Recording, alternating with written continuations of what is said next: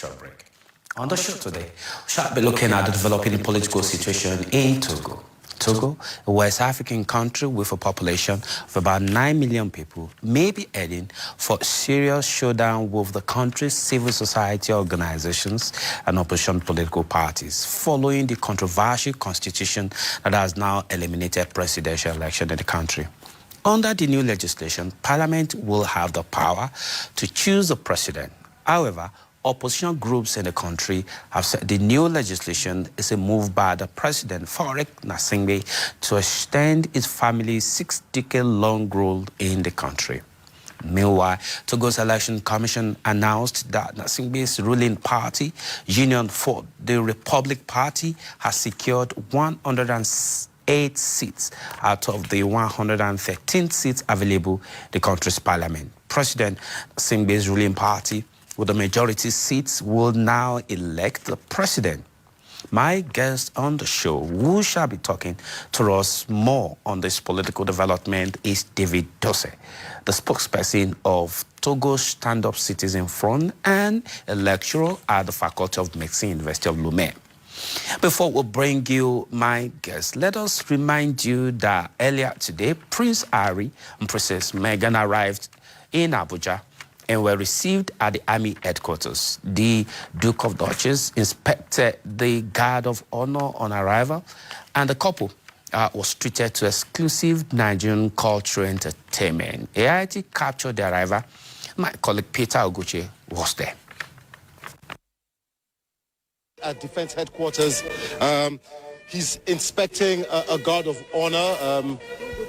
You can probably just see him standing there to my left. He'll be inspecting that guard of honor here at the Defense Headquarters. He arrived in Nigeria this morning with his wife, Meghan Markle, primarily to promote the Invictus Games. The Invictus Games are a series of sporting events for disabled and wounded servicemen and women from armed forces from across the world. Now, last year in Dusseldorf, Germany, when the Invictus Games took place, Nigeria became the first African country to take part in those games. And Prince Harry is here to say his thanks to the Nigerian military at the invite of General C.G. Musa, who is the Chief of Defense Staff here in Nigeria. Prince Harry himself, a veteran, a military officer. He fought in Afghanistan during the war there, and actually believes himself to be part of that military fraternity.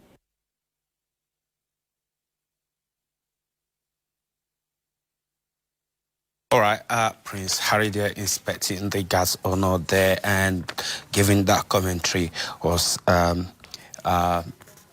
Peter Okuche right out there. And also the couple visited a school being supported by their own foundation as part of their visit to Nigeria. Let's take a listen.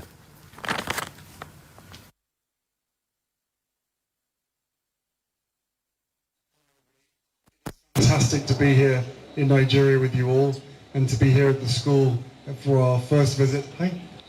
So if you take anything away from today, just know that mental health affects every single person in the entire world. All right, Prince Harry and Princess Meghan on their visit to Nigeria will be giving you more information as they continue in this 3-day private visit to the country. Let's take a short break now. When we come back, I shall be joined by my guest. We shall be taking a look at elections, the controversial constitutional change in Togo. Tungewe. Follow the stories and bring you the report from anywhere to everywhere. Either global, foreign, or diplomatic relations, even diaspora matter. And we bring you the behind the scene of the stories through our studio analysis. This hand that has represented the symbol of unity after the war in Rwanda. Good and efficient legal process is one of the main things that we realize leads to the breaches of human rights in Nigeria. My assessment of the war in Ukraine is very unfortunate. Attack on the Israeli government, an attack on the Israeli soldiers by Hamas, by the jihadist group, by the occupier, and other terrorists. By the No, no. That will bring you all here on Global Matter.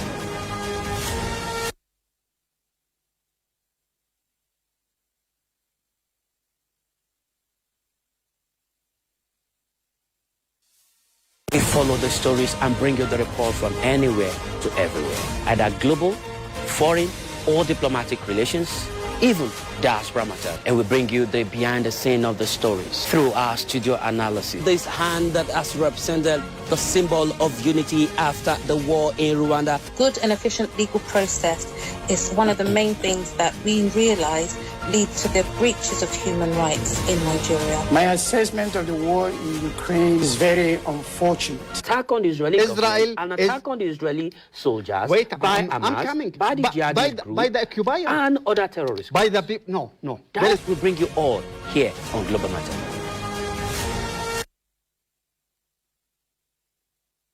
Thank you for taking the time to still join us on the program. It's still Global Matters. We are taking a look at the democratic situation emerging in Togo. I'm now being joined by the spokesperson of Togo Stand Up Citizen Front, David Dosseh. David, thank you for taking the time to join us on the program. Thanks a lot. Thank you for inviting me. I'm very happy to be here with you today. Thanks a lot. The last time you were on the program, the president had not signed the new legislation into law, but now, about 2 days ago, you now have a new legislation, a new constitution, outrightly eliminating the presidential election in Togo. And from the last election you had in result released on Saturday, a few days ago, the president's ruling party had a majority in the parliament, which means going by the new legislation, the parliament will be choosing the president. Give us your overview thoughts of what is happening. What is happening in our country is a real coup. It's a constitutional coup because when you follow the procedure which gave us now a new constitution, you can understand that it's not legal. It's something very illegitimate, and we cannot accept it. I mean that at the beginning, a few members of parliament decided to change the constitution, but our constitution doesn't give the jurisdiction to the parliament to change and give us a new constitution without going in front of the people through a referendum. So they decided to give us a new constitution, and now they say that Togo is in the Fifth Republic, and they violated many constitutional dispositions, and now, as you said, it's a new constitution for our country, but we understand that it's something which is done just for tenure elongation. Remember that President Fonya Singbe, he came on power in 2005 at the death of his father, and through many constitutional changements, he became the president of the country. He was in 2005 when his father died. He was the minister. He was a minister in the government of his father, and at the death of his father, they changed the electoral code to allow him to come back in the parliament. And when he came back in the parliament, automatically they decided that he will be the president of the parliament, and automatically they decide that he will be the president of our country. And since 2005, all which is done by the regime, by the system, is just for tenure elongation. When we decide to make a campaign for term limits in the ECOWAS region, remember that in 2015 and in 2022, Togo was the only country which twice opposed the term limits of presidential term limits. And they just want to stay in power.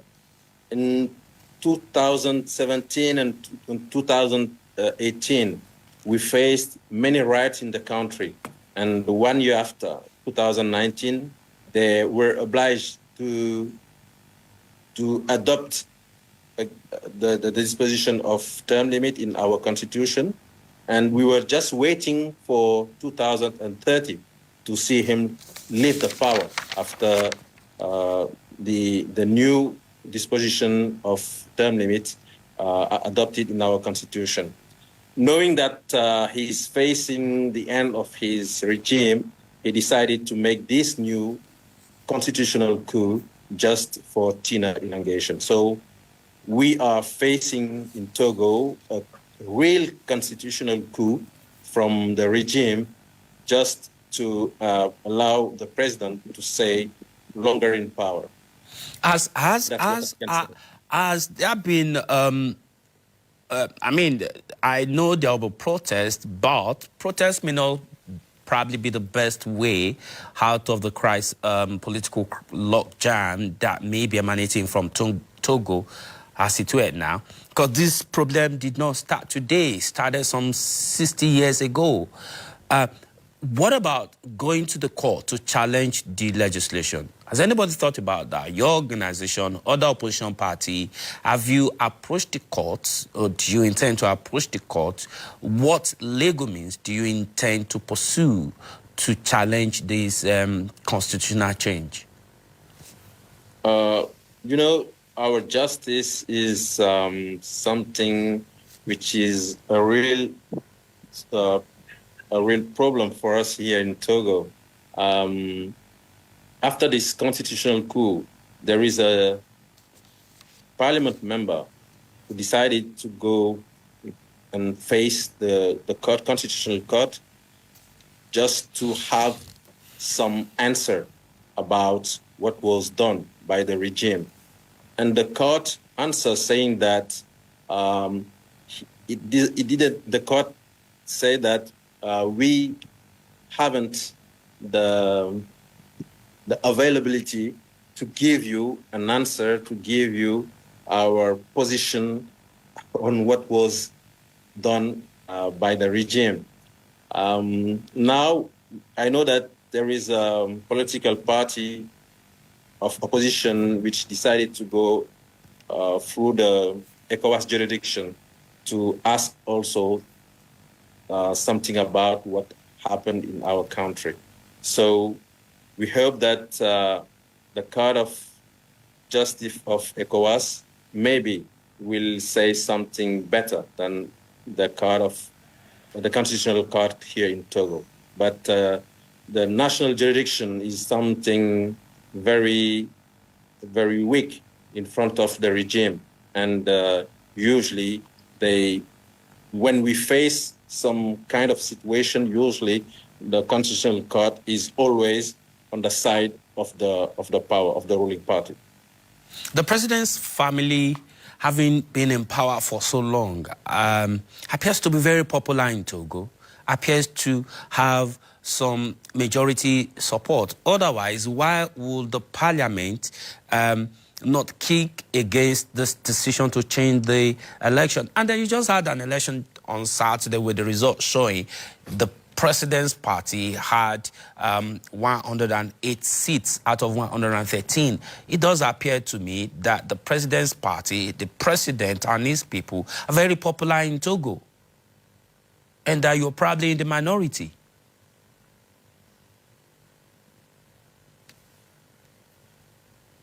Hello, David, are you there? Hello, David, do we still have David there? Hello, David? David, David, if you can hear me, right, I think he's trying to come back. All right, I'm afraid I think we are having some kind of technical issue there. The team is trying to reconnect with David.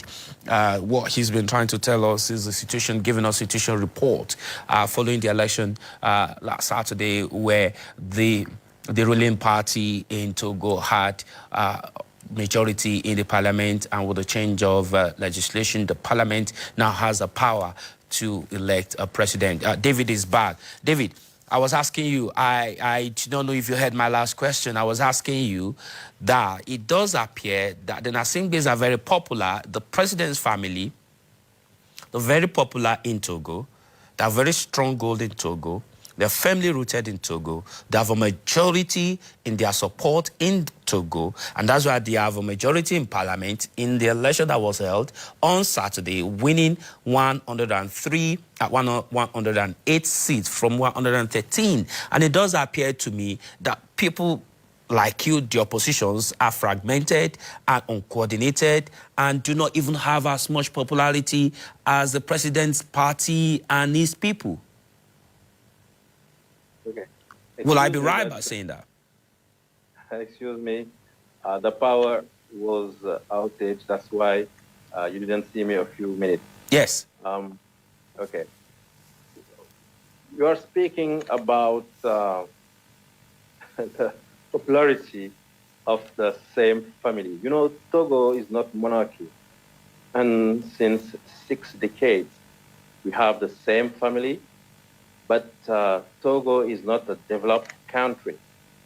So I think that it's logically very difficult to say that after 6 decades of the same family ruling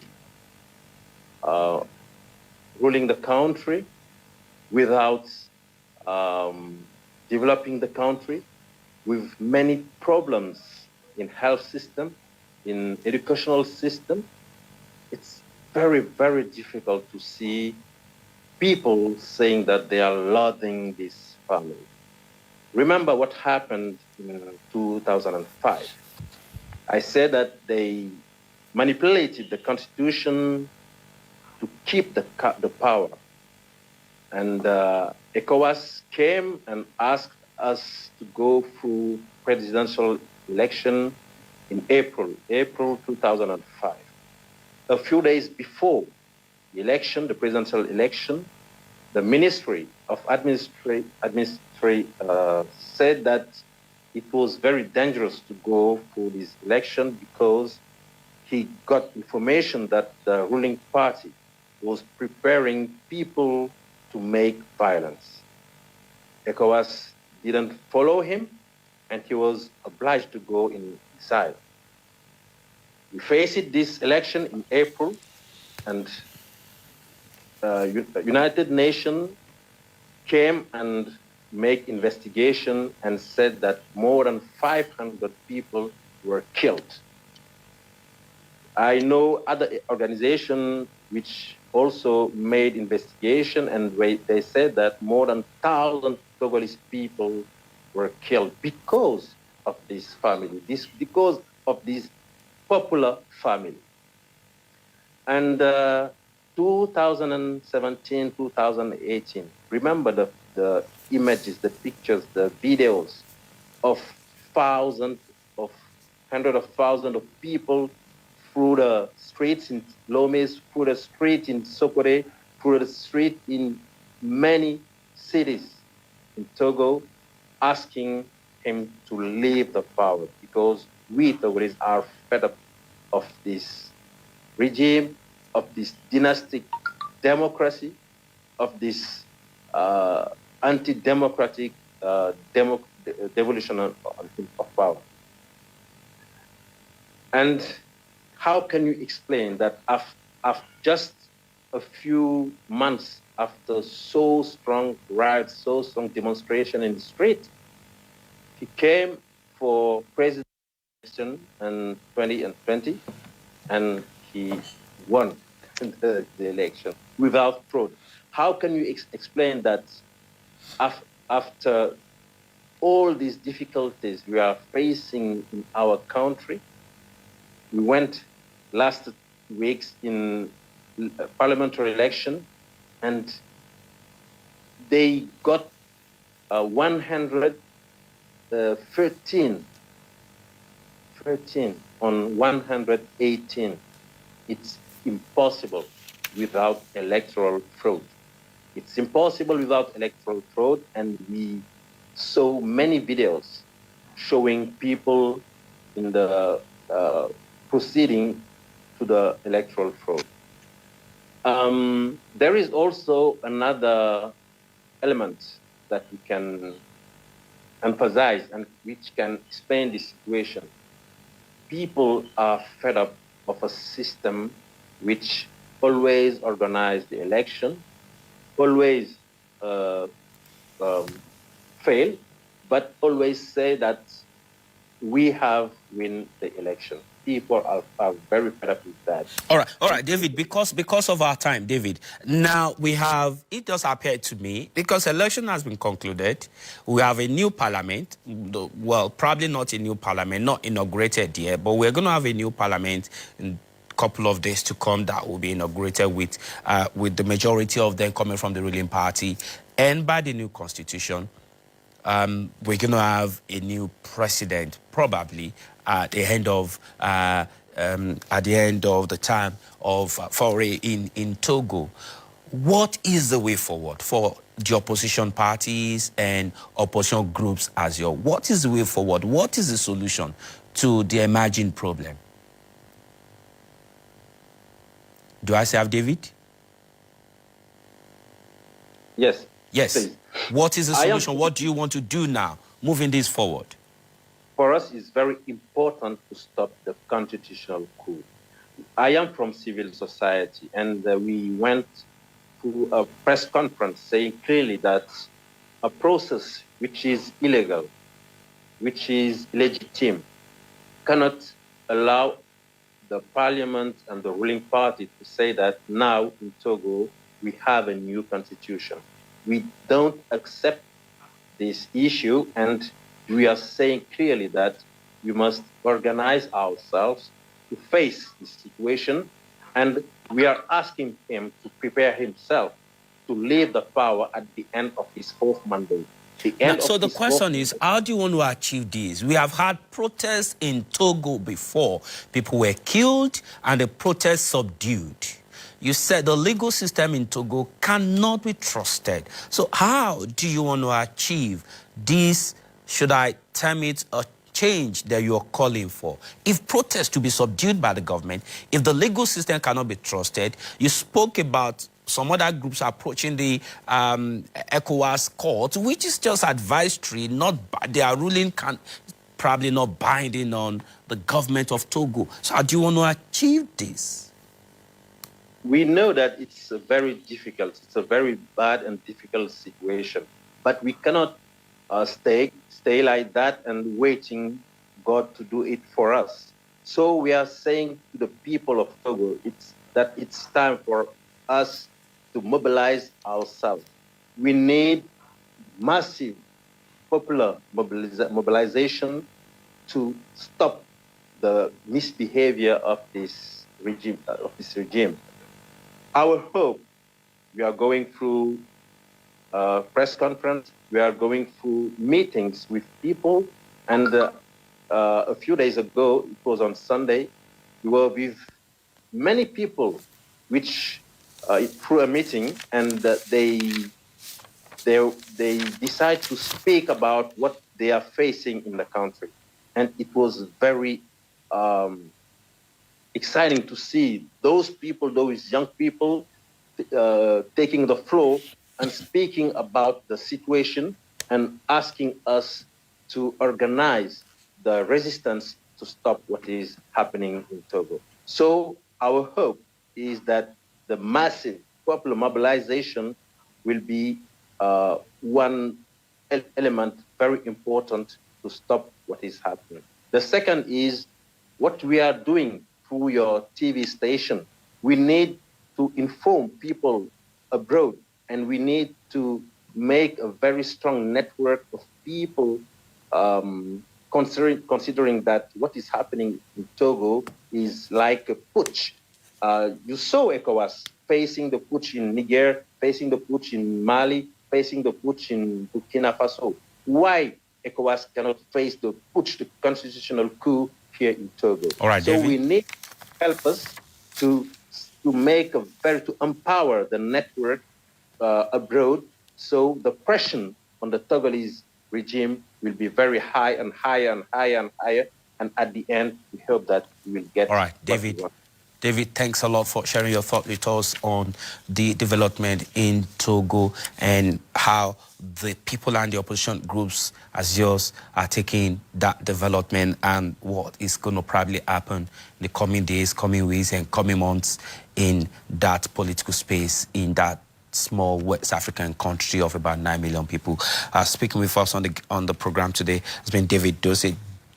David is the spokesperson of Togo Stand-Up Citizens Front, and he's also a lecturer at the University of Lomé. David, thanks a lot for taking your time to join us on the program. Your time is always appreciated here on EIT. Thanks a lot. Now, this is how far we can go on the program today. It's been a pleasure having you join us. My name is Tunde Alabi. Enjoy the rest of your day.